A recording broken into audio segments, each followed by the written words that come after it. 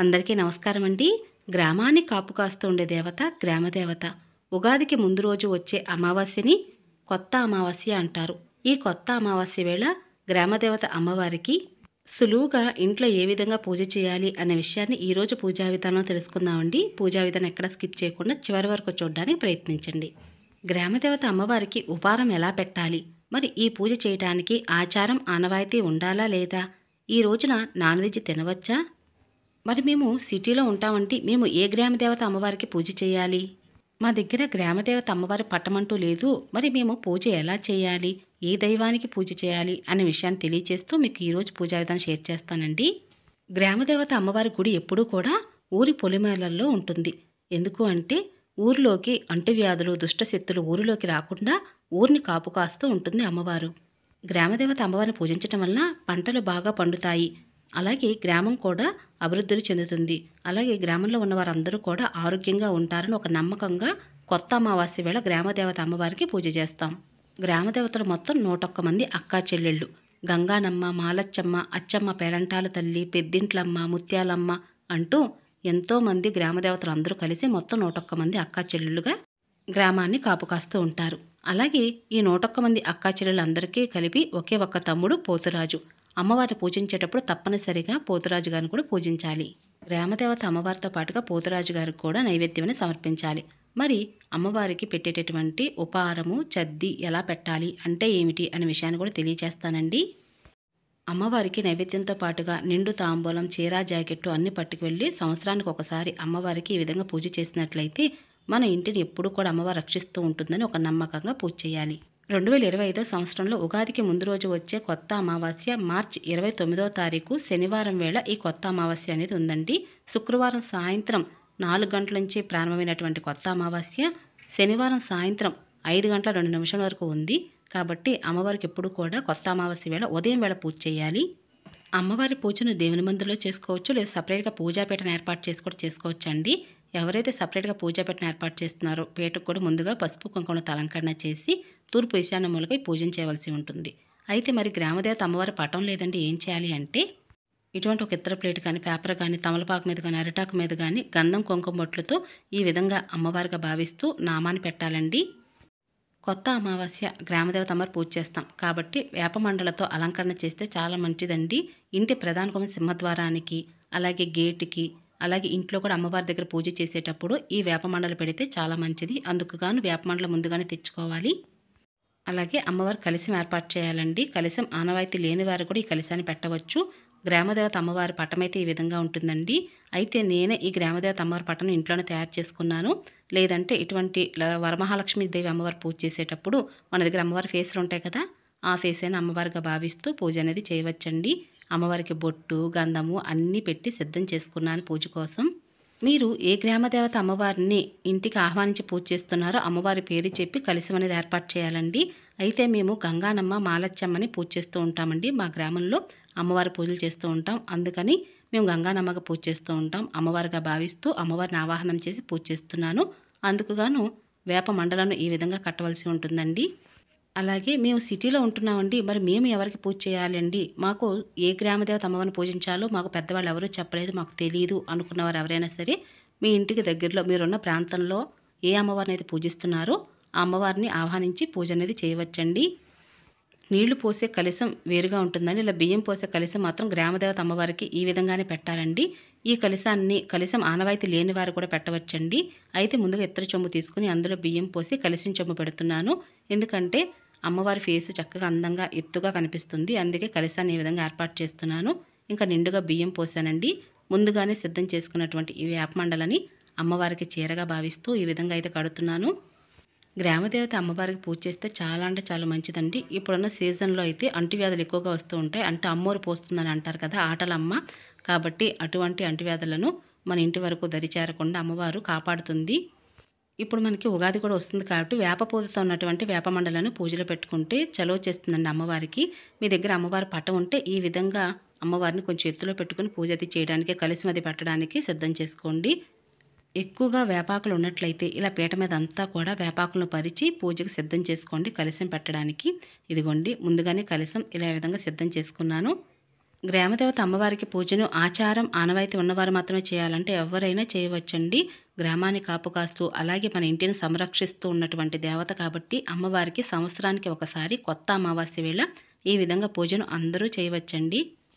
మరి మా దగ్గర వరలక్ష్మీదేవి అమ్మవారి ఫేస్ కూడా లేదండి. మరి మేము ఎలా అమ్మవారిని పూజలో పెట్టి పూజించాలి అంటే, ఇటువంటి ఒక ఇత్తడి ప్లేట్ కానీ, లేదా అరిటాకు మీద తమలపాకు పైనైనా సరే అమ్మవారి నామంగా భావిస్తూ గంధం, కుంకుమ బొట్లతో, విభూది బొట్లతో ఈ విధంగా చక్కగా అందంగా అలంకరణ చేసుకోండి. కలశంలో బియ్యం పోసాం కదండి, ఆ బియ్యంలోనే ఒక వేపమండని పెట్టి అమ్మవారిగా భావిస్తూ పసుపు కుంకుమలను అలంకరణ చేసి పూలతో అలంకరణ చేయవచ్చు. ఈ విధంగానే పూజకు సిద్ధం చేసుకోవచ్చు. లేదా అమ్మవారి ఫేస్ ఉంటే పూజలో ఈ విధంగా పెట్టుకోండి. మన హిందూ సాంప్రదాయంలో చెట్లుని, అలాగే రాళ్లను కూడా దైవాలుగా భావిస్తూ, దైవ స్వరూపాలుగా భావిస్తూ పూజలు చేస్తూ ఉంటాము. అటువంటి గ్రామదేవతగా మనం అమ్మవారికి ఎటువంటి రూపంలో అయినా సరే పూజ అనేది చేయవచ్చండి. అలాగే అమ్మవారికి కొంచెం పెద్ద బొట్టు అయితే పెట్టండి. అలాగే పువ్వులతో అలంకరణ చేయండి. మరి ఈ కొత్త అమావాస్య వేళ నాన్ వెజ్ అది తినవచ్చునా అని చాలామంది అడుగుతున్నారండి. ఎందుకు అంటే, ఒక్కొక్క ప్రాంతంలో ఒక్కొక్క అలవాటైతే ఉంటుందండి. గ్రామదేవత అమ్మవారికి బలి అనేది ఎక్కువగా ఇస్తూ ఉంటారు. అంటే జంతు బలి ఎక్కువ ఇస్తూ ఉంటారండి. అంటే కోడి, మేక ఇవన్నీ కూడా ఇస్తూ ఉంటారు. వారి వారి ప్రాంతాన్ని బట్టి వారి పూజ అక్కడ ఎలా చేస్తున్నారో గమనించి ఆ విధంగా పూజ అయితే చేయవలసి ఉంటుందండి. అయితే మేము కూడా కొత్త అమావాస్య వేళ అమ్మవారికి ఇలా చీర, జాకెట్టు ఉన్నంతలోనే అమ్మవారికి ఉపహారం చెల్లించి పూజలు చేస్తాం. కానీ మా ఊరు నుంచే కాదండి, ఇతర ఊర్ల నుంచి కూడా వచ్చి అమ్మవారి పూజలు చేస్తూ ఉంటారు కదా! వారైతే మాత్రం ఈ విధంగా కోడిని కోయటం, అలాగే అమ్మవారికి ఉపహారం చల్లి, కళ్ళు ఇవన్నీ కూడా సమర్పిస్తూ ఉంటారండి. కాబట్టి మీ ఊరి ప్రాంతంలో పూజ ఎలా చేస్తున్నారో గమనించి పూజ అయితే అలా చేయవచ్చండి. మరి ఈరోజు నాన్ వెజ్ తినవచ్చునా అంటే, మీ ప్రాంతాన్ని బట్టి అందరూ కూడా తింటే మాత్రం అలా తినవచ్చండి. మామూలుగా అయితే ఉగాది వేళ కొత్త నూతన సంవత్సరం ప్రారంభం కాబోతుంది మన తెలుగు సంవత్సరం అనేది. కాబట్టి ఈరోజైతే నాన్ వెజ్ అది చాలా వరకు తినరండి.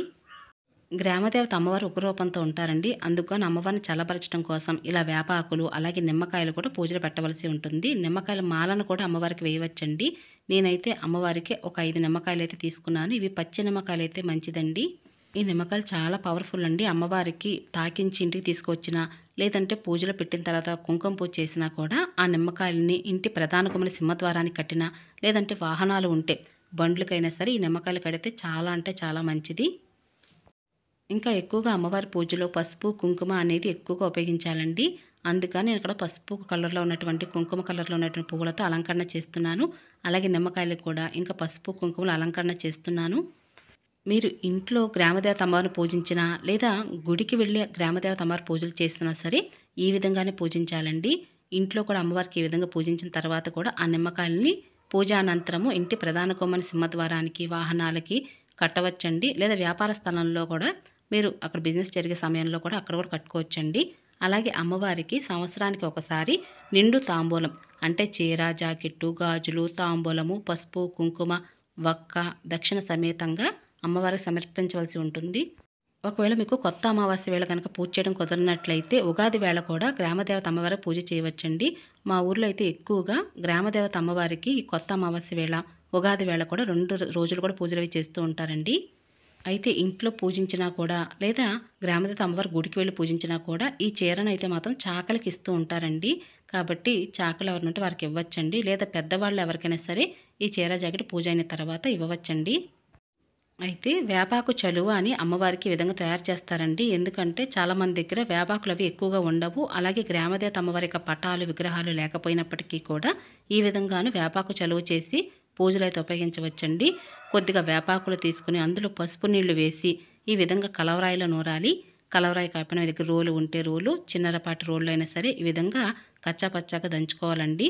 దంచుకున్న ఈ వేపాకు ముద్దని చలువ అని అంటారనమాట. వేపాకు చలువ అని అంటారు.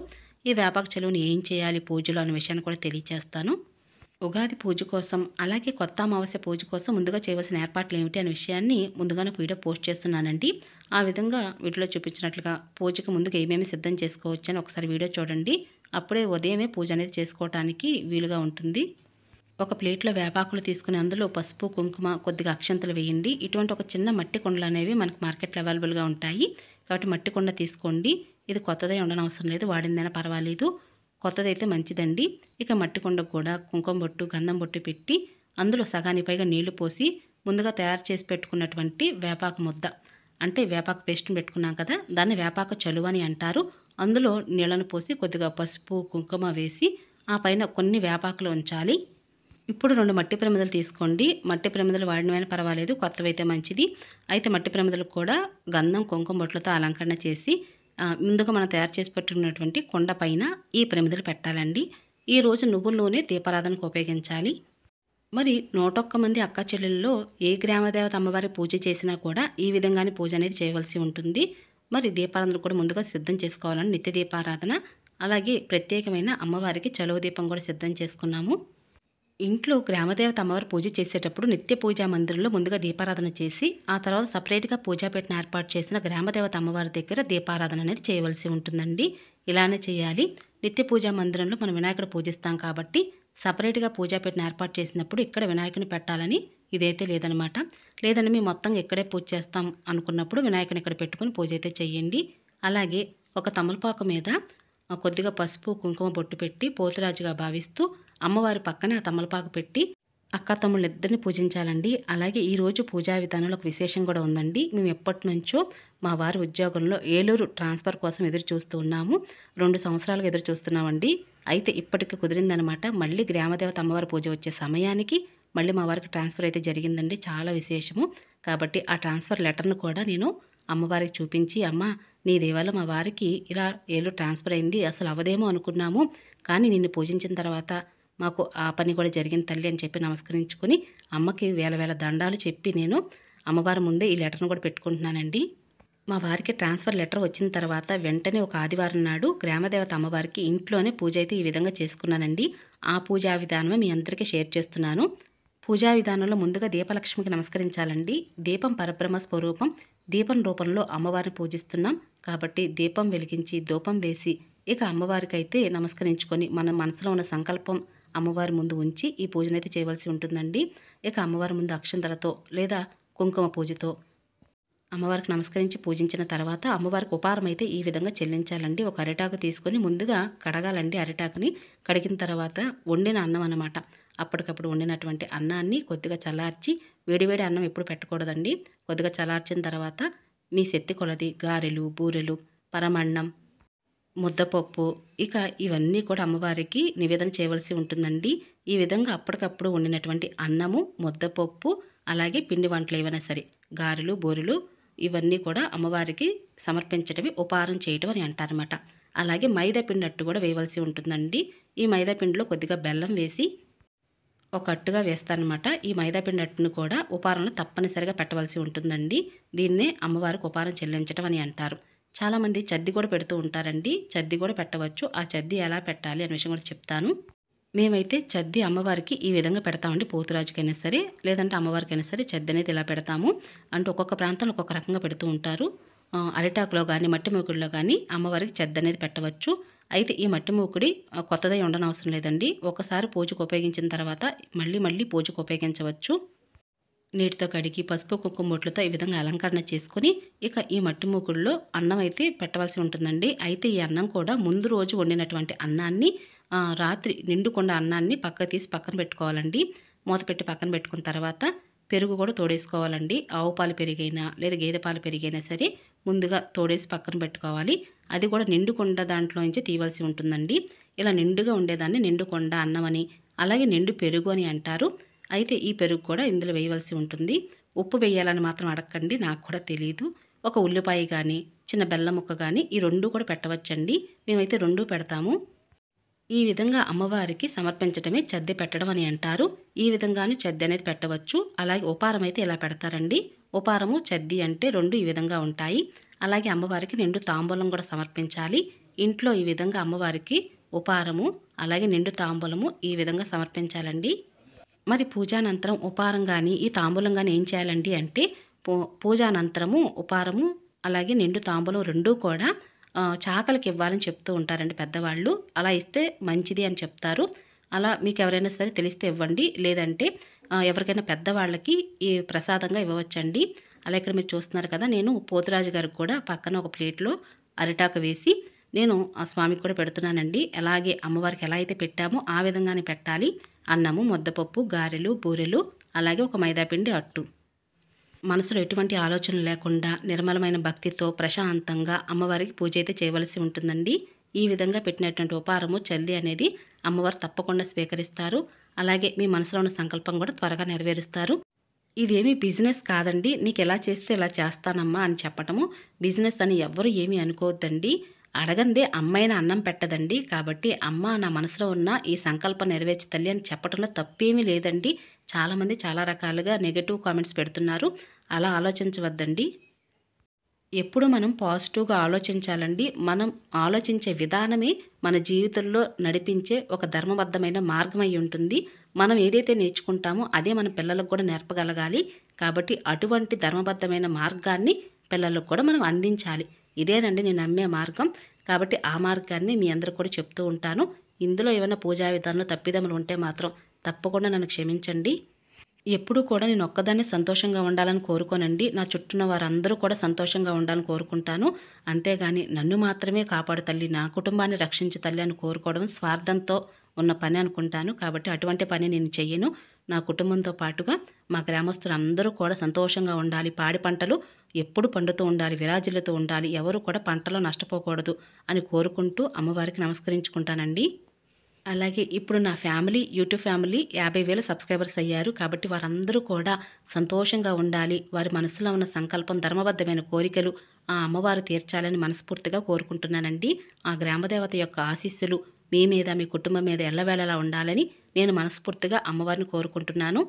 పచ్చి చలిమిడి, వడపప్పు, పానకం కూడా అమ్మవారికి పూజలో పెట్టవచ్చండి. అలాగే ఒక చెంబుతో నీళ్లు కూడా పెట్టండి. తప్పనిసరిగా చెంబుతో నీళ్ళు అయితే పెట్టవలసి ఉంటుంది. ఇలా పెట్టిన తర్వాత అమ్మవారికి మంగళహారతులు అవి ఇవ్వండి. మంగళహారతులు ఇచ్చి అమ్మవారి ముందు నమస్కరించుకోండి.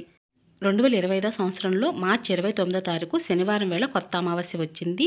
శుక్రవారం, మంగళవారం అయితే మాత్రం పూజా పెట్టిన కదపకూడదండి. ఈరోజు శనివారం, పూజ చేసిన రోజు కదపకూడదు. కానీ ఈరోజు శనివారం, మరుసటి రోజు ఉగాది కూడా ఉంది కాబట్టి శనివారం కొత్త అమావాస్య వేళ, ఉగాది వేళ కూడా అమ్మవారి పూజలు చేయవచ్చు. లేదండి మాకు అన్ని రోజులు కుదరదు అనుకున్నవారు కొత్త అమావాస్య వేళ ఉదయం వేళ పూజ చేసి సాయంత్రం వేళ అమ్మవారి పూజాపీఠను కదిపి తీయవచ్చు. అంటే సాయంత్రం 4 గంటలకు పూజాపీఠను కదిపి తీయండి. పూజాపీఠను 3 సార్లు ఎత్తిపట్టి యథాస్థానం ప్రతిగచ్చితే యథాస్థానం ప్రవేశించామని చెప్పుకొని నిమ్మకాయలను తీసి ఇంటి ప్రధాన కుమారి సింహద్వారానికి, వాహనానికి, వ్యాపారం జరిగే స్థలంలో కట్టవచ్చండి. అలాగే కలిసంలో పోసినటువంటి బియ్యాన్ని మీరు నాన్ వెజ్ అది తిననప్పుడు అప్పుడు రైస్గా వండుకొని తినవచ్చండి. అలాగే ప్రసాదము, తాంబూలం పెద్దవాళ్ళకి, చాకలికి ఇవ్వాలండి. అలాగే చలువుగా దీపం పెట్టాం కదండి అమ్మవారికి, ఆ వేపాకు చలువ దీపం గగనమైన తర్వాత ఆ నీళ్ళల్లో ఒక తమలపాకు వేసి లేదా వేపమండ వేసి ఇల్లంతా కూడా ప్రోక్షణ చేయండి. ఇలా చేయటం వలన ఇంట్లోకి అంటువ్యాధులు అనేది దరిచేరవు, దుష్టశక్తులు కూడా ఇంట్లోకి రావు. అలాగే అమ్మవారి యొక్క అనుగ్రహము కలుగుతుంది. ఈ విధంగా అమ్మవారి వేపాకు చలువ నీళ్ళు అనేది ఇంట్లో ప్రోక్షణ చేయటం వల్ల ఇంట్లో నెగిటివ్ ఎనర్జీ బయటికి వెళ్ళిపోతుంది. ఇంట్లో అంతా పాజిటివ్ ఎనర్జీ ఉంటుంది. అమ్మవారి యొక్క అనుగ్రహం కలుగుతుంది. ఇలా ఈ విధంగా గ్రామదేవత అమ్మవారికి పూజలు అయితే చేయవలసి ఉంటుందండి. ఇక ఇదేనండి ఈరోజు పూజా విధానం. మీ అందరికీ నచ్చింది, యూస్ఫుల్ అవుతుంది అనుకుంటున్నాను.